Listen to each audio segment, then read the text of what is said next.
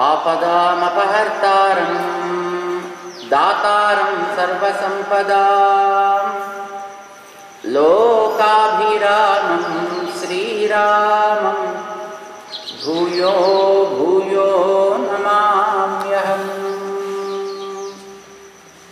వేదాంతద్వయ తత్వజ్ఞం మంత్రమంత్రార్థదం గురుం శ్రీమన్నారాయణాచార్య రామానుజయతిం భజే. ఓం అస్మద్గురుభ్యో నమః.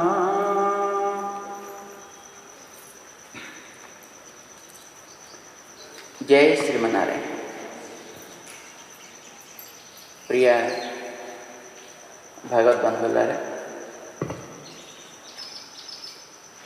విజ్ఞాన శాస్త్రము అని ఈవేళ దేనిని మనం అంటున్నామో దీని యొక్క స్వరూపాన్ని మనకి సమగ్రంగా పరిశీలించి పరిశోధించి అందించిన వాళ్ళు మహనీయులైనటువంటి మహర్షులు.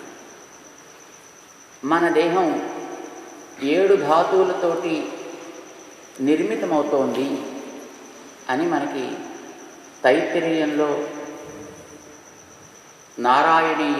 నారాయణము అనేటువంటి ఒక భాగం మనకి స్పష్టం చేస్తుంది. అందులో త్వక్, చర్మ, మాంస, రుధిర, మేదో, మజ్జ, అస్థి అని 7 ధాతువులు ఉన్నాయి. ఇవన్నీ కూడా శుద్ధ్యంతాం జ్యోతిరహం విరజా విపాత్మా భూయా సద్గస్వాహ. ఇవన్నీ కూడా పరిశుద్ధములుగాక. కర్మేంద్రియాలు, జ్ఞానేంద్రియాలు, వాటికి వెనకాతలు ఉండేటటువంటి తత్వాలు అవి బయటికి ఏ విధంగా ప్రకటితమవుతాయో వాటిని తెలియచెప్పేటటువంటి ఈ శరీరం యొక్క ఆకృతి విశేషానికి కారణమైనటువంటి ఈ ధాతువులన్నింటి గురించి మనకి వేదం స్పష్టం చేసింది. దాని మీద మహానుభావులైనటువంటి చరకుడు, సుశ్రుతుడు లాంటి మహనీయులు దీనిని అద్భుతమైనటువంటి రీతిలో పరిశీలన చేసి ఆనాడే ఈ చర్మాన్ని 7 పొరలుగా విడదీయగలిగేటువంటి యోగ్యతని వారు పొందారు అనే విషయాన్ని విదేశీయులు తమ రికార్డ్స్లో రాసుకున్నారు. ఒకసారి కూడా మేము హ్యూస్టన్లో సెయింట్ లూక్స్ అని ఒక హాస్పిటల్కి వెళ్ళాం. అక్కడ ఓపెన్ హార్ట్ సర్జరీ చేస్తారు. ఆ చేసేటప్పుడు దాన్ని మనం పైనుంచి చూడటానికి అవకాశం కల్పిస్తారు. ఆ డోమ్లోంచే చూడడానికని వసతులు ఉంటాయి అక్కడ. మనకేదైనా ఒకవేళ అదేమిటో తెలిసి దాని గురించి ఏమైనా సంశయం ఉంటే ఆ చేసేటటువంటి వైద్యుడితోటి మనం మాట్లాడచ్చు. ఆయన కంటే మాట్లాడితే మనకి వినిపిస్తుంది. అది లోపల పేషెంట్కి ఏం డిస్టర్బెన్స్ ఉండదు, వాతావరణానికి ఏ రకమైనటువంటి అవరోధం ఉండదు. కానీ మనం చూడొచ్చు, వాళ్ళతోటి మాట్లాడచ్చు అన్నమాట. అదే ఒక ఉత్సాహం కొద్దీ అది చూపిస్తాము అని అక్కడ వాళ్ళంటే చూద్దామని వెళ్ళాము. ఆ వెళ్ళినప్పుడు ఆపరేషన్కి ముందర సిద్ధపడే సమయంలో కొంతసేపు అక్కడ ముందర ఒక చోట కూర్చోబెట్టారు. ఆ కూర్చున్నప్పుడు చుట్టూను పెద్ద పెద్ద చిన్న చిన్న ప్లాంక్స్ పెట్టారు. వాటి మీద ఈ వైద్య శాస్త్రం అట్లా ఆరంభమైంది, ఎక్కడ ఆరంభమైంది ఇవన్నీ రాసినప్పుడు మొట్టమొదట ఉండేటువంటి ప్లాంక్, భారతీయ వైజ్ఞానికులు చర్మాన్ని 7 పొరలుగా విడదీయగలిగారు అని మన చరకుణ్ణి, మహానుభావులైనటువంటి వైద్యుల్ని వాళ్ళు అక్కడ కోట్ చేస్తున్నారు. వాళ్ళు గుర్తించారు ఈ విజ్ఞానాన్ని మనకందరికీ అందించినటువంటి ఆద్యులు, వేద ద్రష్టలైనటువంటి మహర్షులు అనే విషయాన్ని. మనకింకా గుర్తించడానికి కొంచెం టైం పడుతుంది. వాళ్ళు గుర్తించిన దాన్ని స్పష్టంగా చెప్పారు తమ యొక్క ఉపదేశాల్లో. ఉపనిషత్తులు వాటిని మనకి స్పష్టపరుస్తున్నాయి. దీనికి కారణం వెనకాతలు మనం తీసుకునేటువంటి ఆహారం. ఒకనాడు మనం కేవలం ఒక చిన్న కణ రూపంలో ఉండేవాళ్ళం. ఈవేళ ఇంత ఆకారాన్ని మనం ధరించాం. కణ రూపంలో ఉండేటప్పుడు ఏమున్నాయి అనేది మనకి తెలియదు. ఈవేళ ఇంత బృహద్రూపాన్ని మనం ధరించి ఉన్నాం. ఇందులో ఎన్నెన్నో తేడాలు కనిపిస్తున్నాయి. చేతులు ఇక్కడ ఉన్నాయి, కాళ్ళు ఇక్కడ ఉన్నాయి, ఉదరం ఇక్కడ ఉంది, మెడ ఇక్కడ ఉంది, ఈ పృష్ఠం ఇలా ఉంది. ఈ ఒక్కొక్క దాని యొక్క ఆకృతి విశేషము, దాని యొక్క నిర్మాణము, దాని యొక్క టెక్స్చర్, దానికి ఉండేటటువంటి రంగు, ఇవన్నీ ఇప్పుడు మనకి స్పష్టంగా తెలుస్తున్నాయి. ఇందులో కొన్ని కఠిన ద్రవ్యాలు ఉన్నాయి, కొన్ని కోమల ద్రవ్యాలు ఉన్నాయి. పళ్ళు, ఎముకలు లాంటివి చాలా కఠినంగా ఉంటాయి. మిగిలినటువంటి ఏదో మాంసము, చర్మము లాంటివి కాస్త సుకుమారంగాను కోమలంగాను ఉంటాయి. కొందరికి చెప్పలేము, అన్ని చోట్ల అని చెప్పలేము. అరికాల్లో మళ్ళీ కొంచెం కఠినంగా ఉంటుంది, అరచేతులు మళ్ళీ కొంచెం కఠినంగా ఉంటుంది. ఇందులో కొన్ని కరగడానికి యోగ్యమైనవి, కొన్ని కరగడానికి యోగ్యం కానివి. ఇప్పుడు మన వెంట్రుకలు లాంటివి అలాంటివి అవి కరగవటండి, ఏం చేసినా అలాగే ఉండిపోతాయి. ఇవన్నీ ఒకనాడు చాలా సున్నితంగాను సుకుమారంగాను ఉండేటిన ఒక చిన్న కణంలోంచి ఏర్పడ్డాయి. అందులోంచి ఇవన్నీ మనకు పుట్టాయా పెరిగాయా అంటే మనకేంటే ఏదో పుట్టాయి అంటాం మనం. కానీ నిజానికి ఇవన్నీ పుట్టడం కాదు, పెరిగాయి. ఇవన్నీ దాంట్లో కూడా ఉన్నాయి. అంటే చిన్న కణ రూపంలో మనం ఉండేటప్పుడు కూడా ఈవేళ కనిపించే ఇన్ని రకాల ఆకృతులు, ఇన్ని రకాల వర్ణాలు అందులో కూడా ఉన్నాయి. కానీ ఉన్నట్టుగా మనకి తెలుసుకోదగిన స్థితి కాదు. ఇది సూక్ష్మ దశ. ఈవేళ ఇది స్థూల దశని పొందింది కనుక ఇది ఫలానా తెలుసుకుంటున్నాం. తెలుసుకోగలిగేటటువంటి సూక్ష్మ దశ దాకా వెళ్ళగలిగేటటువంటి ఏదైనా ఒక పరికరం లభించి అక్కడి దాకా వెళ్ళినటువంటి వాళ్ళకి చిన్న దశలో ఉండగానే ఈ పెరిగిన తర్వాత ఎలా ఉంటాడు శిశువు అనేది చెప్పేస్తున్నారు. తల్లి గర్భంలో శిశువు పెరిగేటప్పుడు 1 నెల లేకపోతే ఇంకా 1 వారం లేకపోతే 2 నెలల వయసు ఉండేటటువంటి ఆ ఫీటస్ దశలో ఉండేటప్పుడు దాన్ని పరిశీలన చేసి ఇది ఫలానా, వీడికి కాళ్ళు ఇలా ఉండొచ్చు, వీడికి హార్ట్ ప్రాబ్లం రావచ్చును, లేదు వీడికి అంగవైకల్యం ఏర్పడవచ్చును, వీడికి దేహపు రంగు ఇలా ఉంటుంది, వీడు పురుష స్త్రీ ఇలాంటివి ఇప్పుడు చెప్తున్నారు కదా. ఒక స్థాయికి వచ్చిన తర్వాత చెప్తున్నారు. అంతవరకు చూడగలిగేటట్లుగా పరికరాలు లభించాయి కనుక. మొదట్లో అది కూడా దొరికేది కాదు. ఇప్పుడు కొంచెం లోపలికి వెళ్ళి ఇంకొంచెం సూక్ష్మ దశను చూడగలిగేటట్లుగా వాళ్ళకి పరికరాలు దొరికాయి కనుక అక్కడ దాకా చెప్తున్నారు. ఇంకొంచెం లోపలికి వెళ్ళగలిగినటువంటి వాళ్ళు ఆ సూక్ష్మ దశ అయినటువంటి ఆ కణంగా ఉండేటప్పుడు కూడా ఏమున్నాయి ఎలా ఉన్నాయి అని చెప్పగలుగుతారు. ఇంకా కొంచెం పరిశీలన చేయగలిగిన వాళ్ళకి ఆ లోపల ఉండేటటువంటి DNA దాకానో మరో దాని దాకానో వెళ్ళి అక్కడ ఉండేటటువంటి వాటి యొక్క నిర్మాణ క్రమాన్ని బట్టి ఓసే ఇవి కలిగినటువంటి వ్యక్తి పెరిగితే అతని యొక్క చర్మపు టెక్స్చర్ ఇలా ఉండొచ్చు, వీడి యొక్క పళ్ళు ఇలా ఉండొచ్చు, వీడి గోళ్ళు ఇలా ఉండొచ్చు, వీడి కళ్ళు ఇలా ఉండొచ్చు అని అప్పుడు వాళ్ళు కూడా చెప్పేస్తారు, చెప్తున్నారు కూడా. అంటే ఎంతెంత లోపలికి వెళతాం అనే దాన్ని బట్టి అన్నమాట. ఈ లోపలికి వెళ్ళే క్రమాన్ని చూపించే మనకి ఉపనిషత్తు. అది ఉన్నది క్రమంగా పెరిగి మనకు కనిపిస్తుంది తప్ప లేనిదేదో వస్తుంది అని అనుకోకయా. ఇది తండ్రి శ్వేతకేతు అనేటటువంటి పిల్లవాడికి చెప్పడం ప్రారంభించాడు ఛాందోగ్య సద్విద్యలో. ఆ పిల్లవాడికి చెబుతూ ఆయన మొట్టమొదట, నాయన తేజస్సు, జలము, అన్నము అంటే మట్టి, ఈ 3 కూడా ఒక సత్తులోంచి క్రమంగా పెరిగి పైకి వచ్చాయి. ఇవన్నీ కూడా ఆయనలో ఉన్నాయి. అవే క్రమంగా పెరిగి పైకి వచ్చాయి. కలయిక వల్ల వాటిలోంచి మరికొని రకరకాలైనటువంటి ఈవేళ మనం చూసేటటువంటి సంచరించేటటువంటి జంగమాలు, సంచరించకుండా ఉండేటటువంటి అచేతనాలు ఇవన్నీ కూడా ఏర్పడ్డాయా. వీటికన్నిటికీ ఇవే కారణాలు. అవి వాటి వల్లే క్రమంగా పెరుగుతూ ఉంటాయి. అంటే తేజస్సు వల్ల పెరుగుతుంది, జలము వల్ల పెరుగుతుంది, పృథివీ వల్ల పెరుగుతుంది. పెరిగి ఈవేళ ఈ ఆకారానికి వస్తాయి. అయితే ఇలా పెరగాలి అని అంటే దానికి వెనకాతల ఒక చేతన సంపర్కం కావాలి. ఆ చేతనుడికి సత్ అనే పేరు కలిగినటువంటి ఆ పరబ్రహ్మ యొక్క సంపర్కం కావాలి.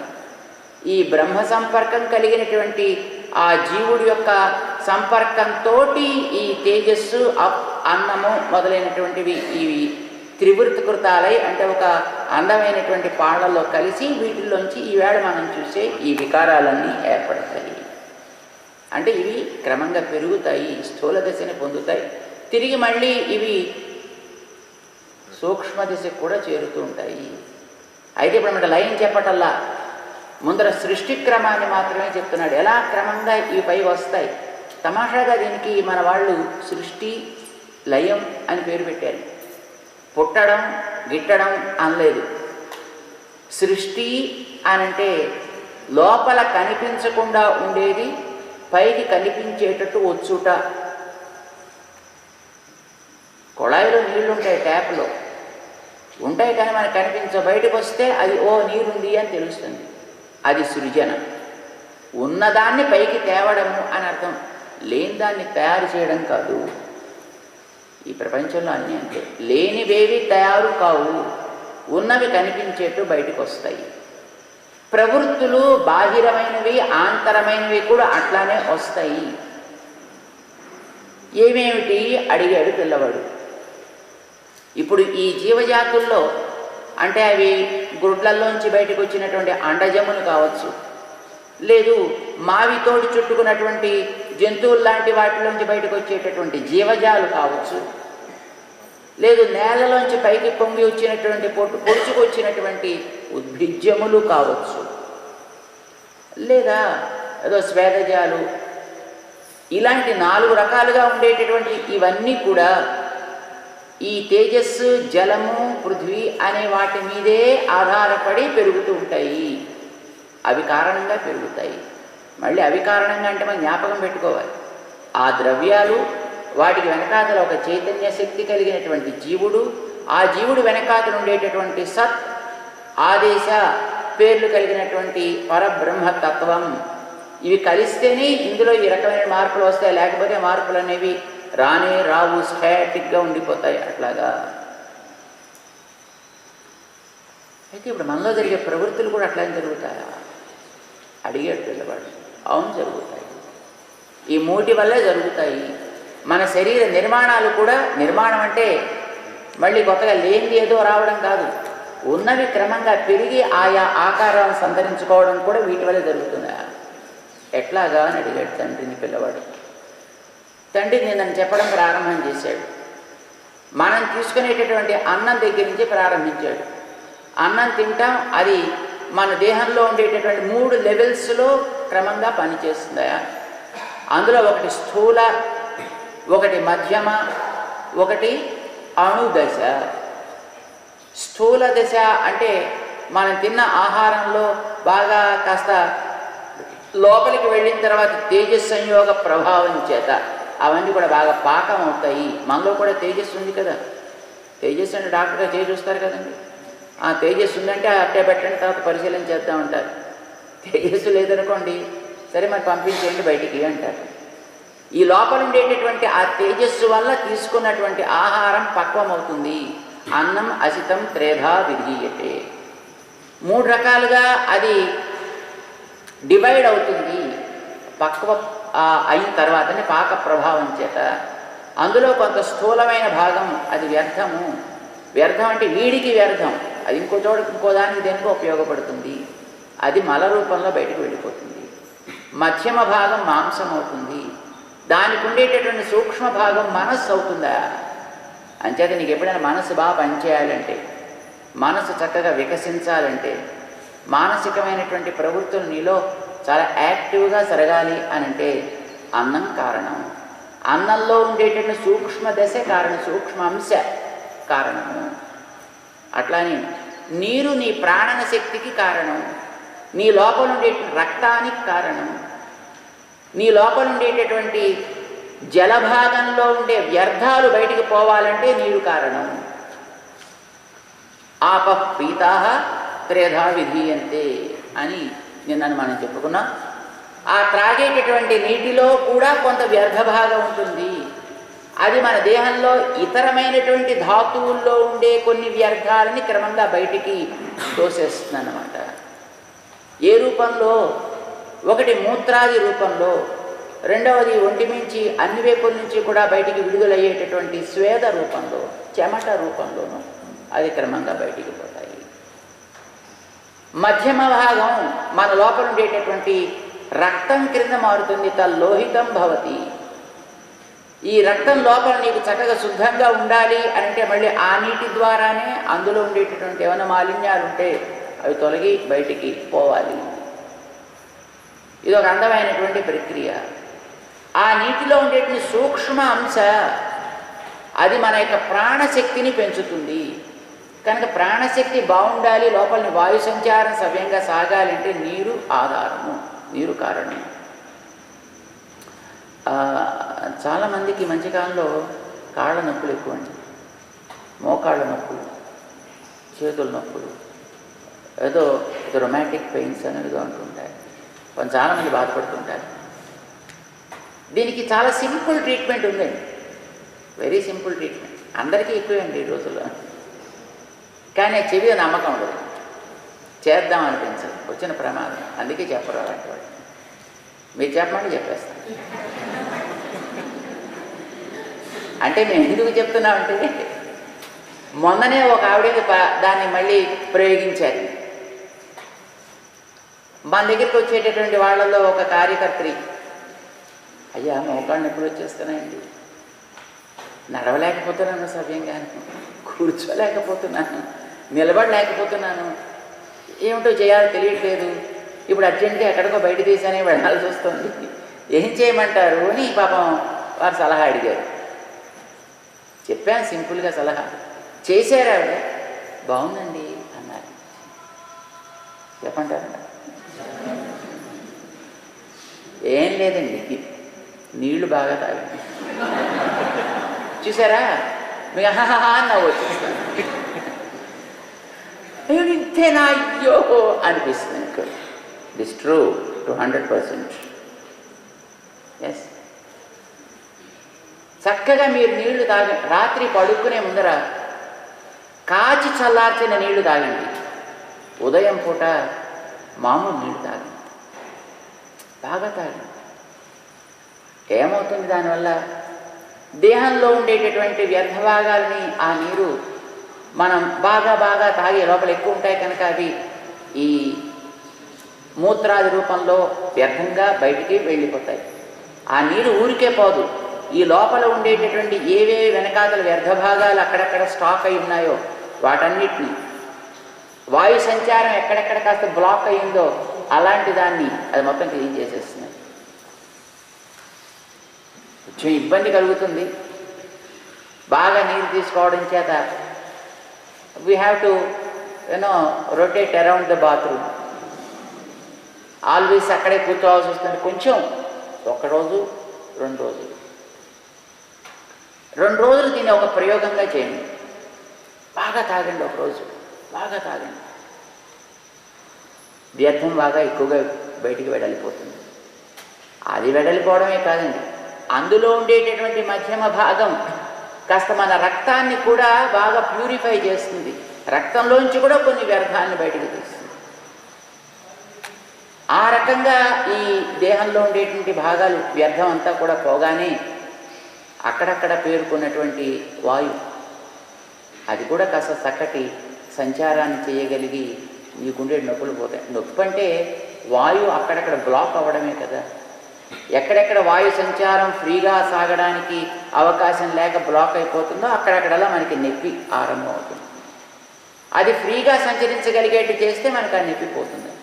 ఆ ఫ్రీగా సంచరించాలంటే దానికి కావాల్సింది ఏదో వెనకాతల ఒక కాస్త ఫోర్స్ ఏదైనా ఒకటి యాడ్ కావాలి. అది నువ్వు అధికంగా తాగి నీళ్ళ వల్ల వస్తుంది. ఒకరోజు పూర్తిగా చేయండి, ఒక 3 days మళ్ళీ గ్యాప్ ఇవ్వండి, మళ్ళీ ఒకరోజు మళ్ళీ పూర్తిగా చేయండి, సరి చెక్ చేసుకోండి. నిజానికి ప్రకృతిలో అద్భుతమైనటువంటి వ్యవస్థని భగవంతుడు ఏర్పాటు చేసి పెట్టాడు. దేని మీద మనం ఆధారపడక్కర్లేకుండా అంతటా మనమే చక్కగా క్యూర్ కావడానికి తగినటువంటి విధానాన్ని పెట్టాడు. అయితే దీన్ని అవలంబిస్తే ఉపయోగాన్ని మనం పొందుతాం. బహుశా పక్షులు ఇతరమైనటువంటి మనిషి బారిన పడని జంతువులు ఆ మార్గంలో ఉంటాయి కాబోలు. కనుక వాటికి హాస్పిటల్స్కి పోవక్కర్లేదు, కన్సల్టేషన్స్ అక్కర్లేదు. వాటంటే ఇప్పుడు హాయిగా ఆరోగ్యంగా తిరుగుతుంటాయి. మనిషి బారిన పడ్డాయి అని అంటే సహవాస దోషం కదండి. ఏదో 6 అడుగులు వేస్తే 7 అడుగులో ఏదో వారు వీరవుతుంటారంటుంటారు కదా. అలాగా ఈ సహవాస దోషంతో మనం తీసుకునేటటువంటి కలుషిత ఆహారాలనే వాటికి కూడా మనం అలవాటు చేయడం చేత అవి కూడా పాపం ఈ ఇబ్బందులకి లోనయ్యి అనారోగ్యాన్ని కొని తెచ్చుకుని వాటి కోసం వాళ్ళ పెట్ హాస్పిటల్స్ని మనమే వాటికి ఓపెన్ చేసి వాటిని కూడా పాడు చేస్తున్నాం. ప్రకృతిలో ఆ శక్తి ఉంది. నీటిలో ఉండేటటువంటి స్థూల అంశ ఆ రకంగా దేహంలోంచి వ్యర్థంగా పొందపోతే మధ్యమ అంశ ఈ దేహానికి చక్కటి సర్క్యులేషన్ ఇచ్చేటటువంటి రక్తం కింద పరిణమిస్తే అందులో ఉండేటటువంటి సూక్ష్మ అంశ అయినా నీ ప్రాణశక్తిని చక్కగా పోషిస్తుందా. కనుక ప్రాణశక్తి ఉంది అంటే నీరు కారణం. అట్లానే మనం తీసుకునేటువంటి తేజోద్రవ్యాలంటే నేను చెప్పుకున్నాం జిడ్డు కలిగిన పదార్థాలు ఏవైనా సరే వీటన్నిటినీ తేజోద్రవ్యాలు అని అంటారు. నూనె, నెయ్యి ఇత్యాదులన్నీ కూడా అన్నమాట. వాటిని మనం తీసుకున్న దాంట్లో కూడా మళ్ళీ 3 భాగాలుగాను అవి విడుతాయి. తేజ త్రిధా విభజ్యతే. అందులో కూడా ఉండేటటువంటి స్థూల భాగము ఈ దేహంలో ఉండేటటువంటి ఎముకలుగా పరిణమిస్తుంది. తదస్థి భవతి. యో మధ్యమ స మజ్జ, యో అనిష్ఠ సా వాక్ భవతి. ఇందులో ఉండేటటువంటి మధ్యమ దశ తీసుకునే తేజస్సు ద్రవ్యాల్లో మజ్జ కింద, మజ్జ అంటే bone marrow. So bone marrow బాగుండాలి అంటే తేజస్సు బాగుండాలండి. కాస్త నెయ్యి తీసుకోవాలి. నూనె కూడా కొన్ని మంచి నూనెలు ఉన్నాయండి, కానీ మనం తీసుకునే నూనెలన్నీ మంచివి కావు. అంటే నూనెలో సహజంగా స్నేహం ఉంటుంది, అంటే జిడ్డు ఉంటుంది, అంతవరకు సందేహం లేదు. అందులో తేజస్సు ఉంటుంది, దానికి సందేహం లేదు. కానీ ఈ కలయిక వల్ల ఏర్పడేటటువంటి చాలా రకాల ప్రమాదాలు ఉంటాయండి. అందులో మరి మట్టి కూడా కొంత కలుస్తుంది, జలం కూడా కొంత కలుస్తుంది కదా. ఆ కలవడంలో వచ్చే ఇబ్బందులు ఉంటాయి. ఏ రకమైనటువంటి తేజస్సు మనకి ఆరోగ్యకరమో పాపం మన పెద్దవాళ్ళు చెప్పారు, అయితే మనం అది పాటించాం కదా. నెయ్యి ఒంటికి ఆరోగ్యం, ఘృతేన వర్ధతే ఆయువు. కానీ ఇప్పుడు ఘృతేన క్షీయతే ఆయువు. ఇప్పుడు నెయ్యి తీసుకుంటే ఆరోగ్యం కాస్త నాశనం అవుతుంది, కొలెస్ట్రాల్ పెరిగిపోతుంది, హార్ట్ కంప్లైంట్స్ వచ్చేస్తున్నాయి. అంచేత నెయ్యి ఉందంటే మనకి భయం ఎక్కువ. అదే నెయ్యిని ముట్టుకోవడం మానేస్తాము. నెయ్యి చెడ్డది కాదండి, మనం గతంలో చాలాసార్లు అనుకున్నాం. నెయ్యి చెడ్డది కాదు, ఆ నేతిని నువ్వు తయారు చేసే ప్రాసెస్ చెడ్డది. దాన్ని నువ్వు అనుభవించే విధానాన్ని కోల్పోతున్నావు. ఆ రకంగా నెయ్యి అంటే ఎక్కడి నుంచి రావాలి? అది పాలల్లోంచి రావాలి, పాలలోంచి రావాలి, వెన్నలోంచి రావాలి. అదే వెన్న ఎక్కడి నుంచి రావాలి? పాలలోంచి రాకూడదు, పెరుగులోంచి రావాలి. అది పాలల్లోంచి వస్తే అది సరైంది కాదు, పెరుగులోంచి వస్తే సరైంది. ఇప్పుడు మామిడి రసం అనేది పచ్చికాయలోంచి రావాలా, పండులోంచి రావాలా? రావడం రెండింటిలోంచి వస్తుందండి. పచ్చికాయని పిండితే మాత్రం రసం రాదు. కానీ అది తాగితే జలుబు వస్తుంది, గొంతు పట్టేస్తుంది, తుమ్ములు వస్తాయి, జ్వరం వస్తుంది, పడుకుంటాడు బెడ్డెక్కి. ఆ తర్వాత డాక్టర్ చుట్టూ తిరగాల్సి వస్తుంది. మామిడి రసమే అది కూడా, కానీ అది సరి అయిన పద్ధతిలో తీయని రసం కనుక, అంటే సరి పద్ధతిలో ఎక్స్ట్రాక్ట్ చేయనటువంటి రసం. తీయని అంటే మళ్ళీ తీపి అనుకోకండి, అలాగ దాన్ని ఎక్స్ట్రాక్ట్ చేయాల. అది క్రమం తప్పి తీయడం చేత ఆ రసం అనారోగ్యకరం. పండిన పండులోంచి తీస్తే ఆ రసం ఆరోగ్యకరం, ఇది మనకు తెలుసు. అట్లానే వెన్న కూడా పచ్చి పాలల్లోంచి తీస్తే అది అనారోగ్యకరం. ఆ పాలని కాచి చల్లార్చి తోడు పెట్టిన తర్వాత తీస్తే ఆ వెన్న ఆరోగ్యకరం, అది ఒంటికి మంచిది. ఆ పాలు కూడా మళ్ళీ ఏ గాడిద పాలో, కుక్క పాలో, మేక పాలో, నక్క పాలో కాకూడదు, ఆవు పాలు కావాలి. ఆ ఆవు కూడా మళ్ళీ ఏ హైబ్రిడ్ ఆవో, జెర్సీ ఆవో కాకూడదు, అది సహజమైనటువంటి దేశీయమైనటువంటి ఆవు కావాలి, దేశవాళీ ఆవు కావాలి. అంటే ఒరిజినల్ బ్రీడ్ కావాలి. దేశవాళీ అవంటే original breed, not corrupted breed. Corrupted బ్రీడ్కి ఆ పాలకిని ఏదో గాడిద పాలకిని ఏం తేడా లేదన్నాడు పాపం ఒక పెద్ద మనిషి. కొంచెం బాధ వేసింది అనుకోండి వినడానికి, కానీ ఏదో తేడా లేదన్నాడు. మంచి ఆవు అని అంటే అన్కరప్టెడ్ కావు, లేదా కలుషితం కానటువంటి మంచి ఆవు, అది అందించినటువంటి క్షీరము, అది కాచి చల్లార్చి తోడుపెట్టి అందులోంచి వెన్న తీస్తే ఆ వెన్న దేహంలో ఉండదగినటువంటి కొలెస్ట్రాల్ ఏదో దాన్ని పెంచుతుంది, ఉండదగని కొలెస్ట్రాల్ ఏదో దాన్ని తొలగిస్తుంది. కొలెస్ట్రాల్ మళ్ళీ 2 రకాలు. కొలెస్ట్రాల్ అది జాతితః చెడ్డది కాదు, ఉండదగిన కొలెస్ట్రాల్ ఉంది, పోదగిన కొలెస్ట్రాల్ ఉంది. అలాంటి మనం నేతిని కనుక త్రాగినట్టయితే అది పోదగినటువంటి కొలెస్ట్రాల్ని తీసేస్తుంది, ఉండాల్సిన కొలెస్ట్రాల్ని పెంచుతుంది. దాని ద్వారా క్రమంగా అది ఆ ఎముకల్లో ఉండేటటువంటి బలాన్ని పెంచుతుంది, ఎముకల్ని పెంచుతుంది, ఎముకలకి గట్టితనాన్ని ఇస్తుంది. ఎముకలలో తయారు కాదగినటువంటి అంత సారం ఉంటుంది, మజ్జ మ్యారో, దానిని పెంచుతుంది. ఇది మధ్యమ భాగం. యో అనిష్ట సా వాగ్భవతి. అందులో ఉండేటువంటి సూక్ష్మ అంశ ఏదైతే ఉంటుందో అది మన వాక్ శక్తిని పెంచుతుంది. అర్థాత్ ఈ 3 ధాతువులే ఈ శరీరంలో ఉండేటటువంటి సంచారానికి, అంటే చర్మం తయారు కావడానికి, మాంసం తయారు కావడానికి, రక్తం తయారు కావడానికి, ఎముకలు తయారు కావడానికి, ఎముకల్లో ఉండేటటువంటి మ్యారో తయారు కావడానికి, మనలో ఉండేటటువంటి వాటిని మనం బయటికి వ్యక్తం చేయడానికి అవకాశం ఉండేటువంటి వాక్కుని పరిపుష్టం చేయడానికి, ఈ లోపల సంచరించేటువంటి ప్రాణశక్తిని పెంచడానికి కూడా ఈ ద్రవ్యాలే కారణం. పృథివీ తేజస్సులే కారణమయ్యా. కాబట్టి ఈ శరీరం కూడా వాటి వల్లే ఏర్పడింది, లోపల కూడా వాటి వల్లే ఏర్పడింది. ఇది తండ్రి చెప్పాడు. అంటే తిండి మంచిది కావాలి, నీరు మంచిది కావాలి, మనం తీసుకునేటువంటి తేజస్ మంచిది కావాలి. అయితే నూనెల్లో కూడా కొన్ని నూనెలు మన వాళ్ళు మంచివి సాత్వికమైనవో మన వాళ్ళు రికమెండ్ చేశారు. నువ్వులలో ఉండే పై పొట్టు తీసిన తర్వాత వచ్చే ఆ పప్పుని ఆడిస్తే, ఇదివరకు గానుగ నూనెని తీసేవారు, ఆ నువ్వుల పప్పుతోటి తీసేవారు నూనె. అది మంచి ఆరోగ్యకరం. నేతి అంత శక్తిని మనకి ఇస్తుంది. నువ్వుల్ని పూర్తిగా కలిపి ఆడిస్తే మళ్ళీ ఆ రకమైనటువంటి అందరూ అది మళ్ళీ కొంత కరెక్టెడ్ అవుతుంది. ఇప్పుడు ఈ వేళ దొరికే నూనెల గురించి మనం ఏం చెప్తాను, ఎందులో తీస్తున్నారో తెలియదు. ఏదో పామ్ ఆయిల్ అని తీస్తారు. ఆ పామ్ చెట్టుకు వచ్చే కాయలను ఉడతలు కూడా తినవండి. ఆ తీసిన ఆయిల్ మనం తింటాం, మనం తాగుతాం. అంత ఆశ్చర్యం. ప్రొద్దుతిరుగుడు పువ్వుల్ని పక్షులు కూడా ముట్టుకోవు. సన్ఫ్లవర్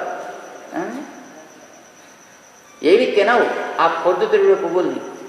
దాంట్లోంచి తీసిన గింజల్లోంచి తీసిన ఆయిల్ మనం తాగుతాం. ఎంత గొప్పవాడు అండి మనం. అటు పక్షులకి పనికిరావు, అటు పశువులకి పనికిరావు, వాడికి వేటికి కూడా పనికి రాకుండా ఉండే అద్భుతమైనటువంటి ద్రవ్యాన్ని తెచ్చి మన ఆహారంగా మార్చుకొని తినగలిగే అంత బుద్ధిమంతులం అయిపోతున్నాం ఇప్పుడు ఈవేళ మనం. ఇలా వచ్చినటువంటి వాటి వల్ల మన ఆరోగ్యాన్ని ఎంత నాశనం చేసుకుంటున్నాము. అవి కాదు అంటే అవి కూడా తేజోద్రవ్యాలే, సందేహం లేదు. కానీ అది మన దేహానికి ఆ రకమైనటువంటి శక్తిని అవి ఇవ్వవు. ఇది మంచి తేజస్, మంచి జలము, మంచి ఆహారం, ఇవి నీ శరీర ధాతువులన్నిటినీ కూడా ఇందాక మనం చెప్పుకున్నామే. త్వక్ చర్మాన్ని బాగు చేస్తుంది, మాంస లోపల ఉండేటటువంటి ఆ మాంస శక్తిని పెంచుతుంది, దానికి బలాన్ని కలిగిస్తుంది, కండ పెంచుతుంది, రుధిర రక్తాన్ని పెంచుతుంది, మేధస్ అంటే ఫ్యాట్ ఈ శరీరంలో ఉండేటటువంటి క్రొవ్వు పదార్థాన్ని కూడా అది రక్షిస్తుంది.